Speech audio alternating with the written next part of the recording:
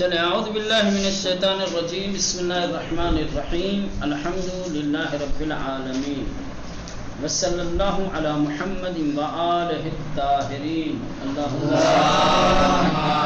صلی علی محمد وآلہ محمد. چلیں ابھی تک علم تجوید میں آپ نے حروف کے سلسلے میں مخارج حروف، ٹھیک، کون سا حرف کہاں سے ادا ہوتا ہے، کس حرف کے ادا ہونے کی کون سی جگہ ہے، ٹھیک ہے، حرف کے ادائیگی کی جگہ، ٹھیک. دوسرا مسئلہ تھا اس سلسلے میں صفات حروف. کیا ہے؟ صفات حروف. ادائیگی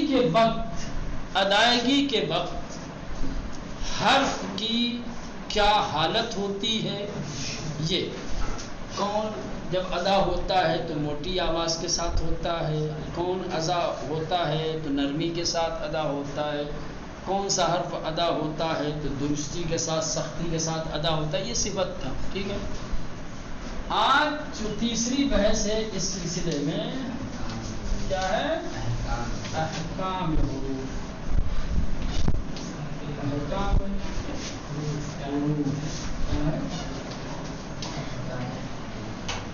اس کو پہلے سمجھیں غور سے. احکام جمع ہے حکم کی. احکام جمع ہے کس کی؟ حکم کی جمع ہے. حکم کیا ہے؟ حکم کی جمع ہے احکام. حکم یعنی ایک دستور، آرڈر. حکم یعنی دستور، آرڈر. احکام حروف سے مراد کیا ہے پہلے اس کو سمجھنا ضروری ہے. احکام حروف سے کیا ہے؟ تو احکام سمجھ میں آ گئی، حکم کی جمع ہے حروف. اب یہ جو حروف ہیں، ہر حرف ضروری نہیں ہے کہ وہ ہمیشہ علیحدہ اور اکیلا آئے. حروف اکثر و بیشتر کلمے کے ساتھ آتے ہیں، کلمے میں جڑے ہوئے ہوتے ہیں. یہ جو 28-29 حروف ہیں ویسے الگ الگ تھوڑی آتے ہیں، ٹھیک ہے. وہ کیا ہے؟ کسی کلمے کے ساتھ آتے ہیں، ہے نا. کلمہ مرکب ہوتا ہے. کلمہ کیا ہوتا ہے؟ کلمہ یہ مرکب ہوتا ہے. مرکب ہوتا ہے چند حروف سے. کوئی بھی کلمہ ہو اس میں چند حرف ہوں گے. کلمہ مجموعہ ہوتا ہے چند حرفوں کا. کلمہ بنتا ہے چند حرفوں سے مل کر. مثال کے طور پہ میں اگر ابھی اپنا نام لکھوں، ٹھیک، یہ ایک کلمہ ہے. اسم فعل حرف ہے نا کلمہ، یہ اسم ہے نا. اب اس میں دیکھیں کتنے حرف ہیں، 1 2 3 4. 4 حرف سے مل کر کے ایک کلمہ بنا ہے. ٹھیک. آپ دیکھیں محمد، مثال کے طور پہ محمد، یہ ایک کلمہ ہے. ٹھیک.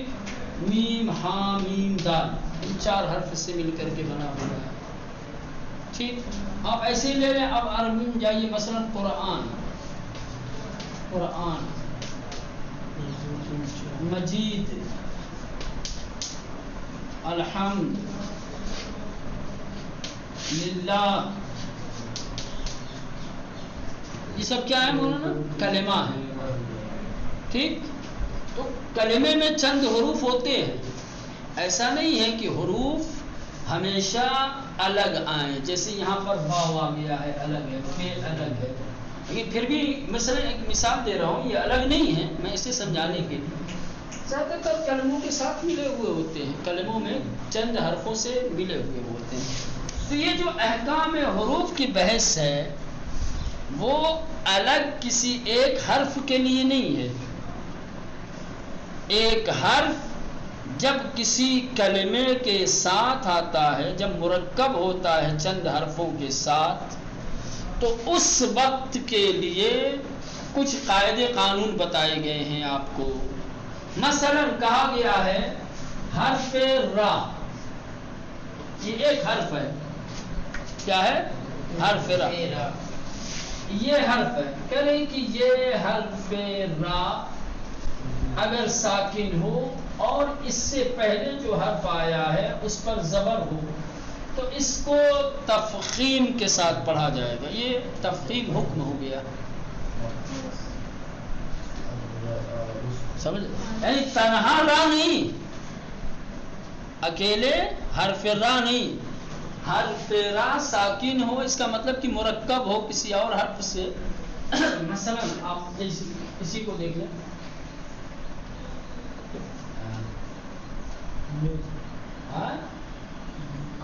مثلا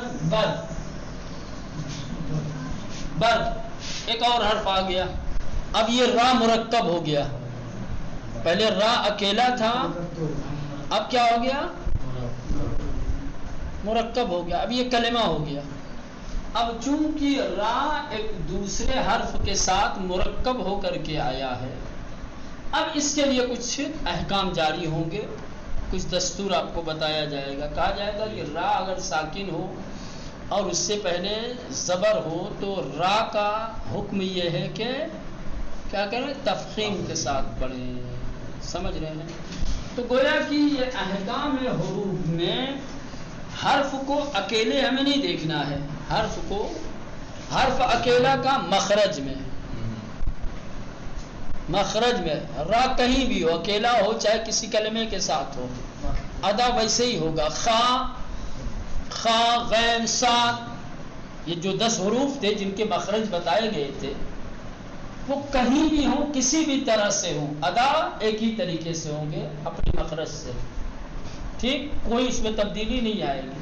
صفات حروف میں حروف کی جو صفتیں بتائی گئی ہیں وہ حروف چاہے جہاں رہیں، جیسے بھی رہیں، ان کو ان کی صفتوں کے ساتھ ہی پڑھنا ہے. اکیلے رہیں گے تب بھی مولانا، اور آگے پیچھے کون حرف آتا ہے اس سے فرق نہیں پڑے گا.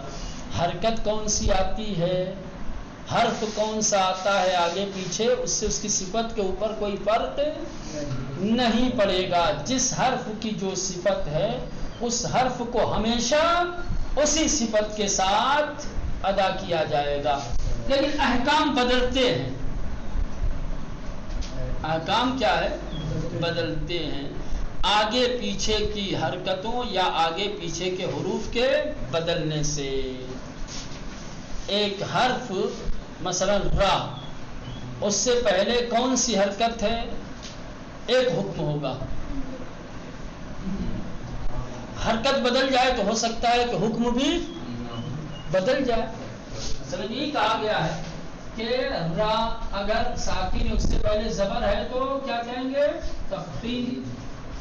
کیا ہے؟ تفخیم. لیکن اگر زیر آ جائے تو ترقیق. را وہی را ہے، کیسے بدل گیا حکم بھائی؟ ہاں،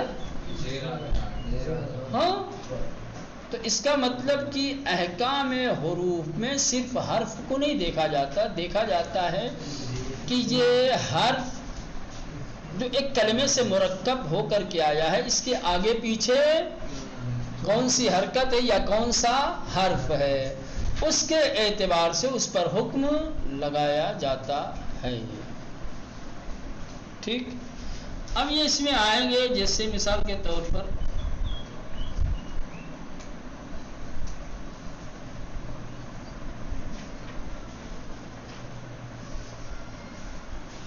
جیسے نون ہے. مثال کے طور پر کیا ہے؟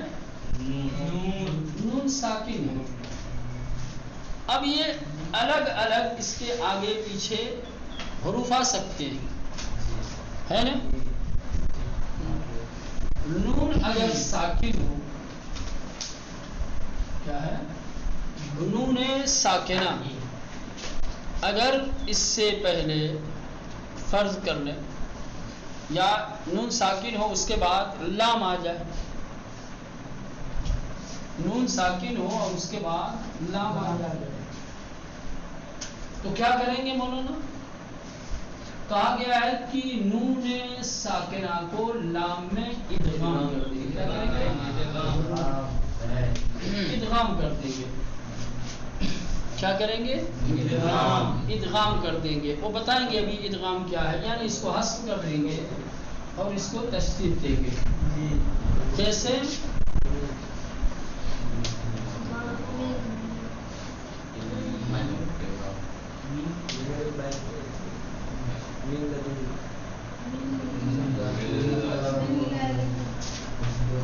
سمجھ رہے ہیں. اب یہاں نون ساکن ہے, اس کے بعد لام آیا ہے, تو کہا جا رہا ہے کہ یہاں پر ایک حکم لگایا گیا ہے. وہ کون سا حکم ہے؟ حکم یہ ہے کہ نون ساکنہ کو لام میں ادغام کر دیں گے. یعنی کیا؟ یعنی اس کو حذف کریں گے, اس کو تشدید دے دیں گے, ہو جائے گا من لدن تھا, کیا ہو گیا؟ من لدن ہو گیا. ابھی اس کے بعد یہی, اگر ابھی یہی نون کے بعد مثال کے طور پر نون ساکنہ کے بعد اگر بے آ جائے,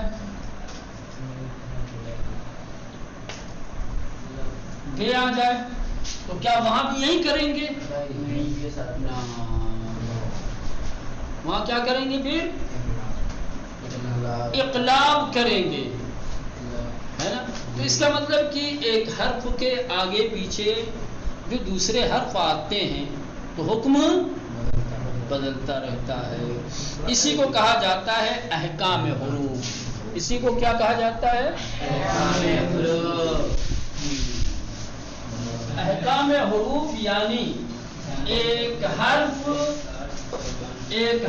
کی ایک کلمے میں آنے کے بعد, ایک حرف کی مختلف کلموں میں آنے کے بعد جو حالت پیدا ہوتی ہے اس کو کہا جاتا ہے احکام حروف. دیکھیں اس میں کیا لکھا ہے, چلیں آپ پڑھیں, کتاب دیکھیں. احکام حروف, حالات اس کے کہہ رہے ہیں کہ احکام حروف وہ حالات ہیں کہ ہنگام ترکیب حرف در کلمہ, کہ ایک کلمے میں حرف جب مرکب ہو کر کے, ترکیب ہو کر کے, یعنی دوسرے حرف کے ساتھ آتا ہے تو جو حالت پیش آتی ہے ایک حرف کے لیے اسی کو کہا جاتا ہے احکام حروف.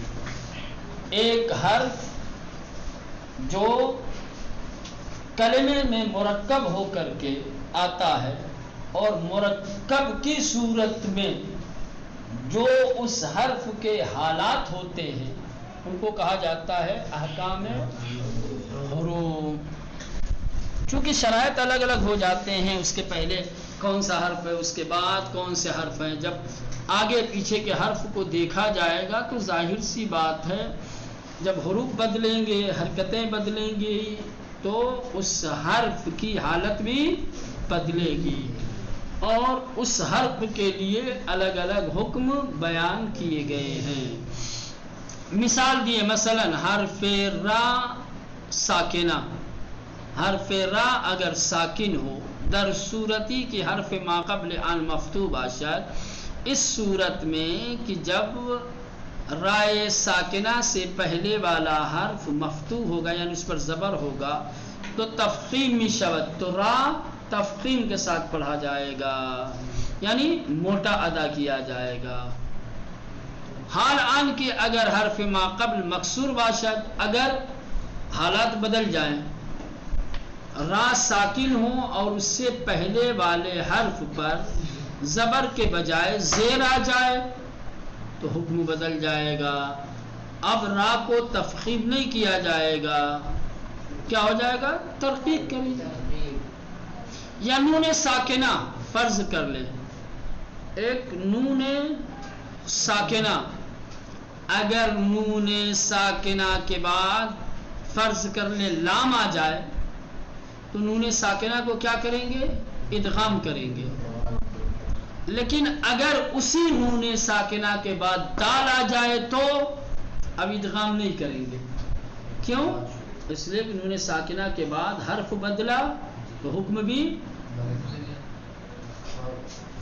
تو ایک حرف کے آگے پیچھے کس طریقے کی حرکتیں آتی ہیں، کس طریقے کے حروف آتے ہیں، ٹھیک، اس سے حرف کے لیے الگ الگ حالتیں پیدا ہوتی ہیں.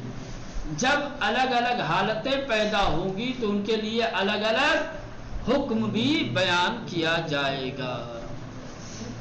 پس تفخیم، ادغام، یہ کیا ہے؟ احکام حروف ہیں. ان کو صفات حروف مت کہنا. کیا ہے؟ تفخیم ہے، ادغام ہے، یہ کیا ہے مولانا؟ احکام حروف ہے. ہو سکتا ہے امتحان میں آپ سے سوال کر دیں، مثلا پوچھ دیں احکام حروف کیا ہیں، یا کون کون میں احکام حروف کون کون ہیں؟ الف، تفخیم، تفخیم، صفات، تفخیم و ترخیم و استعلا. الف ب جیم کیا ہے؟ ادغام،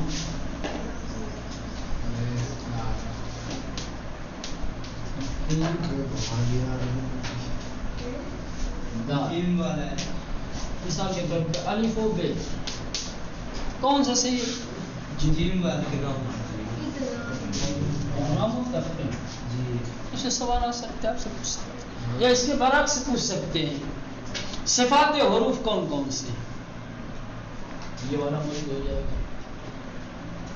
حالانکہ یہ نہیں ہے، مثلا پھر بھی آپ جو ہے بالفرض کہہ رہا ہوں کہ جگہ بدل جائیں اگر تو ذہن میں رہے کہ صفات کیا ہیں اور احکام کیا ہیں. ان کا فرق آپ کو سمجھ میں آنا چاہیے. میں بار بار دوہرا رہا ہوں، صفات حروف، احکام حروف، مخارج حروف، وہ اسی لیے کہ ان تینوں کا فرق آپ لوگوں کو سمجھ میں آنا چاہیے.